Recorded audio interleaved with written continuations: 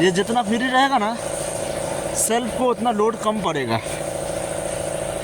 उसके बाद गाड़ी जैसे स्टार्ट किया और टाइमिंग सीधा होना मानता है, टाइमिंग सीधा रहेगा, गाड़ी स्टार्ट किया टुक करके स्टार्ट होगा।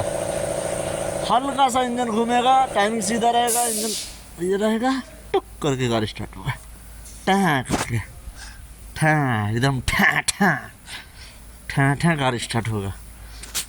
अभी हम इसको अच्छा से देख रहे हैं, फिर बाद में खोल के देखेगा। ओहो, ये तो गाड़ी एकदम मस्त मक्खन हो जाएगा, एकदम मस्त एक नंबर साउंड, प्यारा एकदम एकदम प्यारा साउंड हो जाएगा इसका।